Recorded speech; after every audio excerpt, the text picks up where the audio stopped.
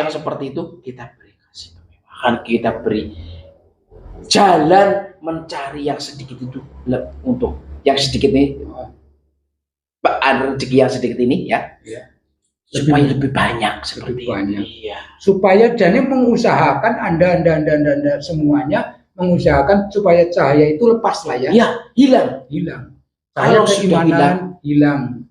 Kalau sudah hilang sudah dilepas. Karena cahaya itu suatu saat juga saya takutkan. Kami sudah bekerja dari bayi sampai tua dan sekalian. Kok cahaya itu melebar, banyak yang melebar, kok bisa mendapatkan itu yang saya tidak suka. Cahaya itu akan melebar. Dan itu ketika dia mau kok bisa, itu yang saya menjadikan.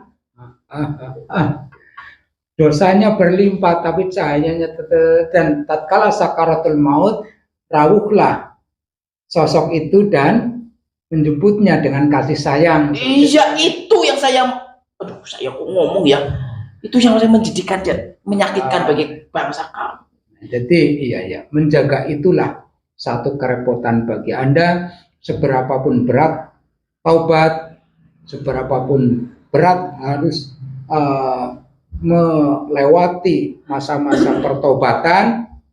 Yang penting pertama adalah ketauhidan, itu harus tertanam lebih kuat lagi karena membersihkan diri adalah bagian dari keimanan. Kebersihan adalah bagian dari keimanan. Kalau ruh kita itu senang bersih-bersih, maka insyaallah cahaya keimanan itu akan selalu. Bolehlah pamitan, tapi ruh dengan iman jangan pernah berpamitan, karena setan akan mengusahakan ruh supaya pamit dengan imannya, kan ya? Enggak, iya. Tatkala ada ruh pamit dengan imannya, ruh ini kemana? Bersama saya. Jadi Allah akan melupakan. Allah akan memberi lupa pada saksi-saksi alam, Allah akan memberi lupa pada malaikat, Allah akan memberi lupa kepada setan. Kalau ada orang tobat dengan sungguh-sungguh dan kasabnya dengan kasab yang thayyibah, maka masa lalunya oleh Allah akan dilupakan pada saksi-saksinya, sehingga orang yang bertobat dengan sungguh-sungguh akan menjadi kekasih Allah, tidak lagi menjadi kekasih setan. Seperti itu. Boleh Anda pergi. Nasihat yang berikutnya adalah orang alim dalam yakunil alim taqiyan, tatkala dalam diri orang alim itu tidak ada diri takwa itu takut pada Allah semata, maka mau'idhahnya akan menjadi kegelapan bagi hatinya manusia. Mau'idhahnya tidak salah, dasar-dasarnya yang disampaikan tidaklah bersalah, tapi karena sifat ketidaktakwaannya itulah yang menyebabkan galau ataupun menggelapkan hati orang banyak manusia. Manusia akan menjadi rusak tidak butuh waktu lama, cukup dengan satu orang alim dengan pengikutnya akan menjadi rusak. Wah, ini ada yang bahagia sekali.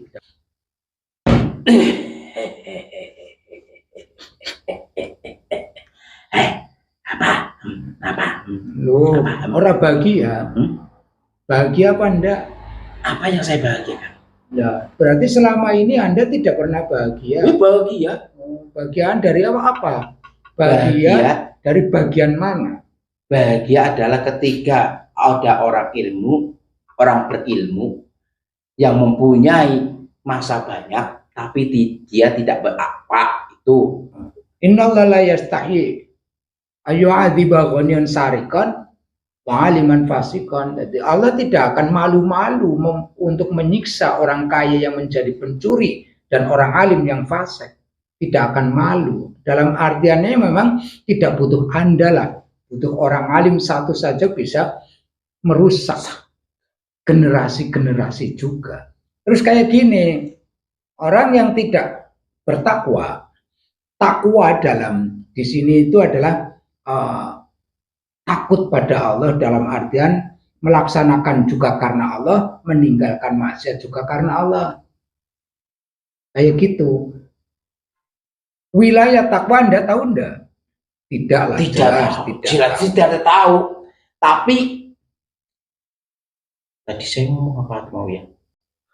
Ya, bukan jangkauan Anda, sehingga mulianya manusia bukan pada nasab, mulianya manusia bukan pada pakaiannya, mulianya manusia bukan pada pengakuan dirinya, mulianya manusia bukan karena kemasyhuran cerita-cerita kehebatannya, melainkan berilmu dan bertakwa lah ya. Ya, nah ini positifnya apabila ada orang alim tapi yang bertakwa akan bisa menolong, memberikan pencerahan pada hati manusia. Orang yang tidak takwa walaupun alim akan memberikan kegelapan bagi manusia. Tapi dengan ketakwaan seorang alim akan menjadikan pencerahan bagi orang-orang hati manusia. Kayak gitu. Iya. Anda bisa enggak melihat mana orang yang membuat cerah hati manusia dan membuat gelap manusia? Kayak gitu saja yang saya tanyakan. Kalau saya yang gelap bisa melihat yang gelap. Yang gelap saja. Anda kan takut pada orang alim kan ya?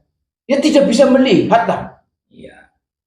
Kalau orang-orang yang tidak takut sama Sang Pencipta itu, kami bisa melihat. Oh, berarti kan kayak gini.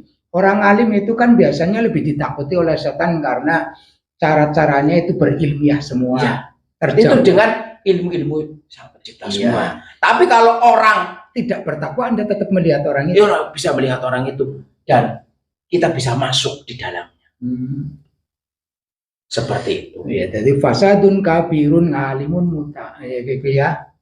Jadi kerusakan yang sangat besar di dunia ini adalah orang-orang yang tidak bertakwa, tidak dekat dengan Sang Pencipta. Iya, seperti itu. Padahal kerusakan adalah kebodohan. Yang tidak mau mencari ilmu itu sudah kerusakan. Tapi kerusakan terbesar adalah alim yang tidak bertakwa. Keberkahan, ketidakkerusakan adalah tatkala ada alim yang bertakwa padanya Allah. Ya, intinya seperti itulah ya.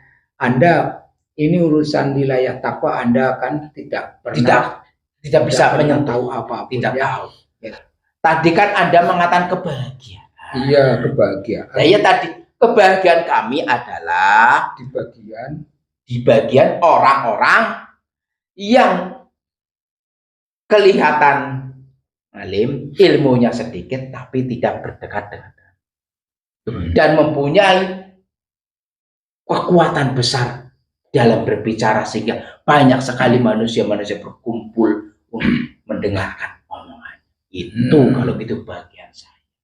Karena dilihat dari kengalimannya, dilihat dari pakaiannya, dilihat dari pengakuannya, dilihat dari kemasyhurannya. Banyak orang yang itu jadi pengikut, jadi muhibbin, jadi apanya itu gelap semuanya ya. Kesenangan kebahagiaan Anda itu seperti itu ya. Tapi kalau melihat yang kayak gini senang, lihat yang kayak gini tidak akan bahagia. Tidak. Yang tadi adalah manusia yang bikin repot bagi bangsa Anda, terus manusia yang bikin senang bagi bangsa Anda, bagian-bagian tertentu, dan ada manusia yang sangat menyusahkan bagi dari bagian-bagian Anda semua ya, alam Anda semuanya. Tatkala ada, apakah alam Anda akan menjadi subur? Tatkala ada orang alim yang tidak bertakwa? Kesenangan Anda apa di alam Anda akan menjadi subur dan kami bisa foya-foya. Hancurnya alam Anda karena apa?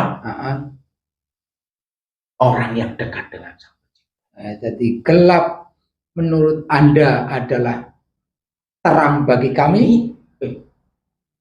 Gelap bagi kami adalah terang bagi Anda semuanya. Wis gelap langsung gede dilalah ini klan ini terus akhirnya terang lagi kayak gitu ya. Aduh. Ya, lalu terang lagi, gelap lagi bagi kaum Anda. Nih, ya, orang satu yang orang yang berilmu, beralim, dekat dengan Sang Pencipta melawan 5 orang, 10 orang, 10 orang orang yang bersifat alim tapi tidak berdekatan dengan Sang. Itu cukup satu untuk mengalahkan 10 ini. Satu mengalahkan 10 lah. Terangnya maksudnya. Apabila ada orang alim tidak takwa ada 10, Ya. cukup dilawan oleh ngalim satu yang takwa. Umat yang sudah miliaran ini digelapi oleh 10 orang ini terang dengan orang ini ya. Seperti itu. Itulah Langsung gelap bagi saya. Seperti itu. Seperti itu. Iya, ini urusan ngalim yang tidak bertakwa adalah urusan mereka dengan Allahnya, dengan Rasulnya. Karena al-ilmu fil jannah, ilmu ada di surga karena sifatnya ilmu. Ngamal ada di surga, tapi si pelakunya ada di Anda. Gitu ya, itu urusannya seperti itu pribadinya. Nah, kalau takwa ya jelas tidak seperti itu. Ya, terima kasih. Ya, mangga. Alhamdulillahirabbil alamin. Wassalamualaikum waalaikumsalam. Monggo. Alhamdulillah. Assalamualaikum. Waalaikumsalam. Anda mendengarkan dari tadi lah ya. Insya Allah. Ada yang lagi kita bahas bersama tentang pertama tobatnya seseorang belumlah sempurna kalau belum berani meninggalkannya dan berkasab dengan hal yang baik untuk mensucikan isi perutnya. Yang kedua adalah orang alim yang tidak bertakwa. Apabila dalam dirinya tidak ada takwa, maka mu'intohnya akan menjadi kegelapan bagi hatinya manusia. Satu orang alim yang tidak bertakwa tidak butuh setan banyak untuk menjadikan bingung gelapnya manusia. Itu seperti itu. Adakah pendapat dari Anda tentang hadis ini? Sama. Ya. Dan orang yang alim tidak bertakwa itu sangat membahayakan bagi kehidupan dan agamanya. Kehidupan dan keagamaannya ya. Karena bisa menjadi toladan bagi para santri-santri. Dari pengikutnya, dari pecintanya, bagi masyarakat luas. Karena apa? Karena disitulah setan dan jin-jin kafir mengikuti ajaran itu sendiri. Oh, jadi jin dan setan bisa menjalankan ajaran orang ngalim yang tidak bertakwa. Seperti tempo dulu dikatakan ada barseso seperti itu ya. Di era sekarang banyak ya. Ada ya. Ada ya.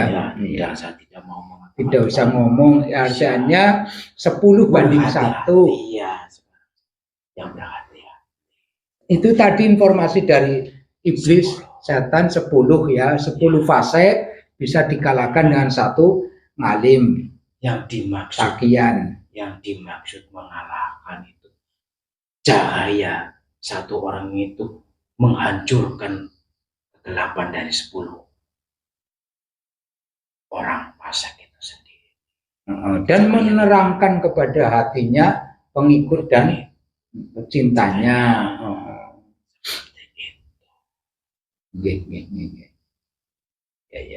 Ya, terima kasih. Sama-sama. Assalamualaikum. Waalaikumsalam warahmatullahi wabarakatuh. Alhamdulillahirabbil alamin. Kita tutup. Sudah jelas lah ya. Jelas banget. Sedikit penjelasan untuk lebih berlebar adalah tatkala kita tafakur pribadi, merenungkan tentang satu pelajaran, 2 pelajaran, nyambung karena bikin bahagia Rasulullah tatkala kita itu nyecep ilmu hadisnya, lalu kita renungkan, kita tafakurkan, kita tadzakurkan, itu Rasulullah senang pada kita semuanya, lebih senang pada kita, dan lebih menyusahkan bagi si iblis. Kita lanjutkan ke waktu dan kesempatan berikutnya, mudah-mudahan nafi'an mubarakan bersama. Allahumma amin. Kita tutup bersama. Wassallallahu ala sayyidina Muhammadin nabiyyi wa ala alihi washabbihi wa sallam. Adil syafni wal witri wa adada kalimati rabbana tamatan mubarakah. Subhana rabbika rabbil izzati amma yasifun wa salamun alal mursalin walhamdulillahi rabbil alamin. Al-Fatihah. Alhamdulillah.